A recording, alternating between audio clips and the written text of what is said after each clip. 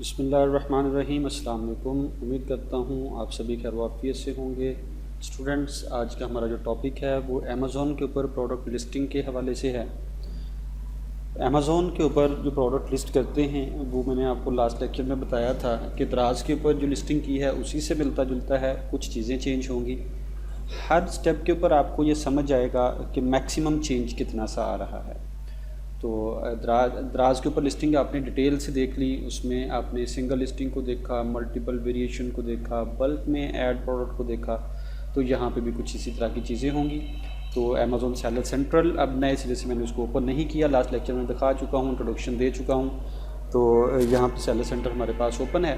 तो product listing के लिए ये लेफ्ट साइड में मेन्यू में हम जाते हैं और मेन्यू में कैटलॉग में ऐड प्रोडक्ट का ऑप्शन है हमारे पास, इसको हम क्लिक करते हैं तो हमारे पास ये पेज आ जाएगा, find your product in Amazon's catalogue. अगर आप पहले से लगी हुई प्रोडक्ट को ओपन करना चाह रहे हैं एडिट वगैरह करने के लिए, लेकिन हम यहाँ पे न्यू लिस्टिंग करना चाह रहे हैं, तो ये लिखा हुआ I am adding a product not sold on Amazon, या फिर इसके साथ लिखा हुआ है I am uploading file to add multiple product. जो मल्टी प्रोडक्ट हम ऐड करते हैं वो, लेकिन हम सिंगल प्रोडक्ट ऐड करने जा रहे हैं, तो इसके ऊपर क्लिक करेंगे तो प्रोडक्ट लिस्टिंग का पेज हमारे पास आ जाएगा। सिलेक्ट अ प्रोडक्ट कैटेगरी, तो इसमें ये दो पहले से जो प्रोडक्ट हम लगा रहे थे फेवरेटीज़ में दो आ रही हैं, लेकिन हम यहाँ से नॉर्मली आपके पास आएगा सर्च कैटेगरी से, तो ये कैटेगरीज हैं आपके पास।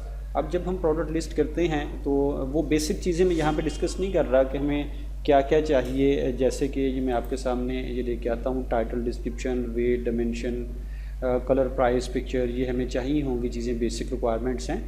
तो ये हम डिस्कस कर चुके हैं बड़ी डिटेल से। तो ये वही चीज़ें एज़ इट इज़ हमें यहाँ पे भी चाहिए होंगी।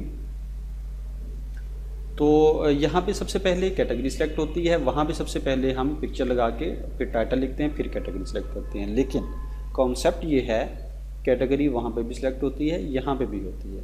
तो ये चीज़ें आपने ध्यान में रखनी है, कौन सी चीज़ें वहाँ पे होती हैं, यहाँ पे भी होती हैं। अब आगे पीछे हो जाएँ वो कोई इशू नहीं है, हर प्लेटफॉर्म की अपनी सेटिंग होती है। तो ये कैटेगरी है हमारे पास। तो इसमें अगर हम कहते हैं कि होम कैटेगरी में हम प्रोडक्ट लगा रहे हैं, तो जैसे ये ऊपर ये होम बाथ लिनन और टावल्स, बाथ टावल है, तो इसी को हम करके देखते हैं। होम में बाथ में हम लगा रहे हैं, बाथ में हम जाते हैं बाथ लिनन में, और इसमें हम चले जाते हैं टावल्स में, और इसमें बाथ टावल्स के ऊपर हम लगा लेते हैं लिस्टिंग। या फिर हम चले इसी के ऊपर लगाते हैं, तो यहाँ पे जाकर हम सेलेक्ट करेंगे, तो ये सिलेक्ट किया तो हमारे पास लिस्टिंग का जो पेज है वो ओपन हो जाएगा। तो अब ये हमारे पास लिस्टिंग का पेज ओपन हो चुका है। प्रोडक्ट आइडेंटिटी का ये पहला पेज है हमारे पास, जिसको हमने फिल करना है। अब यहाँ पे नाम चेंज हो रहे हैं, यहाँ पे कॉन्सेप्ट्स वही होंगे। जैसे कि प्रोडक्ट आइडेंटिटी में ये क्या कह रहा है, प्रोडक्ट नेम, टाइटल मांग रहा है, ब्रांड नेम मांग रहा है, दोनों चीज़ें हमसे दराज के ऊपर मांगी गई। अब इसके ऊपर एक चीज़ जो चेंज है, प्रोडक्ट आईडी है, दराज के ऊपर नहीं मांगी गई। तो प्रोडक्ट आईडी क्या है, आपको याद होगा कि हमने इंट्रोडक्शन में पढ़ा था कि यूपीसी या ईएएन नाम की कोई चीज़ होती है जिसको हमने यहाँ पे ऐड करना है। तो ये एक इजाफी चीज़ यहाँ पे मांग रहा है। अब पहली चीज़ जो यहाँ पे कह रहा है, does the product have variation, क्या प्रोडक्ट का कोई वेरिएशंस हैं। अगर वेरिएशन हैं तो ये यहाँ पे प्रोडक्ट आईडी नहीं मांगेगा, हर वेरिएशन के सामने जाके ये प्रोडक्ट आईडी मांगेगा।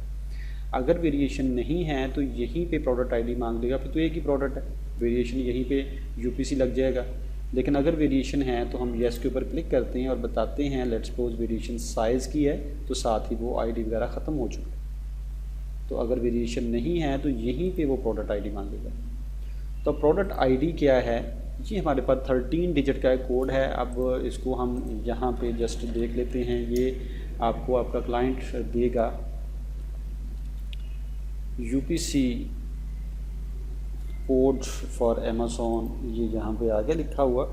तो ये डिफरेंट वेबसाइट्स हैं, बाय यूपीसी कोड नो, तो ये upcs.com के नाम से है, ये बारकोड लव के नाम से है, स्पीडी बारकोड बहुत ज़्यादा यूज़ होने वाली वेबसाइट है इसके नाम से। तो ये बारकोड होते हैं, ये जैसे ये स्कैन लिखा हुआ है यहाँ पे बारकोड, तो हम एक फ़र्ज़ी बारकोड लिखेंगे इसके ऊपर।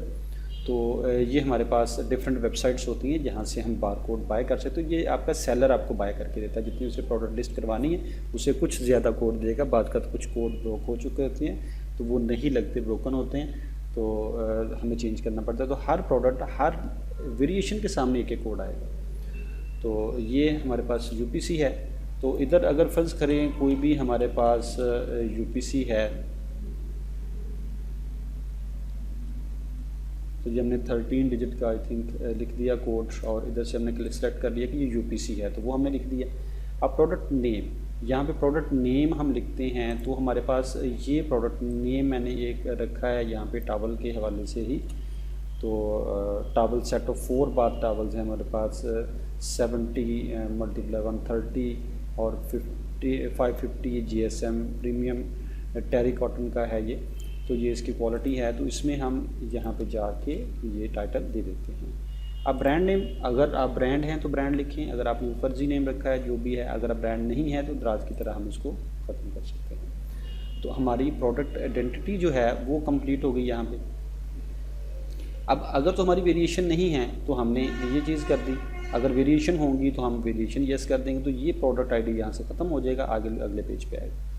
तो इसमें ये सेव रहेगा, यहाँ पे कंटिन्यू करें आप इसको, आप सेव एज ड्राफ्ट कर सकते हैं। यहाँ से कंटिन्यू करेंगे तो वाइटल इन्फो में जाएगा, तो कंटिन्यू किया तो ये हमारे पास चला जाएगा वाइटल इन्फो में। अब वाइटल इन्फो में क्या कह रहा है कि मैन्युफैक्चरर कौन है, किसने बनाया है। अगर आप ब्रांड नेम है, आप अपना ब्रांड नेम ही दोबारा यहाँ पे लिख सकते हैं। जो भी ब्रांड नेम होगा तो वही मैन्युफैक्चरर आप लिख सकते हैं, या आप अपने मैन्युफैक्चरर का नेम भी लिख सकते हैं। तो आइटम डिमेंशन, लेंथ और विड्थ, अब इस प्रोडक्ट की जो आइटम डिमेंशन है ये सेटिंग ऑटोमेटिकली आपकी कैटेगरी की बेस के ऊपर आती है, जैसे कि दराज के ऊपर आती थी। तो इसमें मैंने यहाँ पे इसकी लेंथ विड्थ रखी हुई 70 और 130 है, तो हम इसको लिख देंगे, ये 70 है और सेंटीमीटर है, और ये 130 है लेंथ विड्थ। तो ये हमारा कंप्लीट हो गया। प्रोडक्ट आइडेंटिटी से हम कंटिन्यू करके आए थे। अब यहाँ से हम सेव एंड फिनिश नहीं करेंगे, यहाँ पे वैसे ही क्लिक होकर वेरिएशन पे जाएगा, ये पीछे भी सेव रहेगा। हम वेरिएशन पे आ गए। अब वेरिएशन हमारे पास अगर कोई नहीं है तो हम नहीं कर रहे यहाँ पे वेरिएशन, लेकिन अगर हमारे पास वेरिएशन मौजूद हैं, हम एक चीज़ तो देख चुके हैं, वेरिएशन जो है फिर हम देखेंगे इसमें कैसे ऐड करते हैं। तो वेरिएशन नहीं है तो हम इसको छोड़ देते हैं, इसमें चूज़ वेरिएशन टाइप कोई नहीं करते, हम इसको ऐसे छोड़ के ऑफ़र्स में चले जाते हैं। तो ऑफ़र्स में हमारे पास जो है हमारी प्राइस क्या है, सेलर SKU हम खुद रख सकते हैं, दराज खुद रख देगा। तो प्राइस हमारी क्या है, क्वांटिटी हमारे पास कितनी है, और कंडीशन प्राइस हमारे पास यहाँ पे अगर हम देखें सर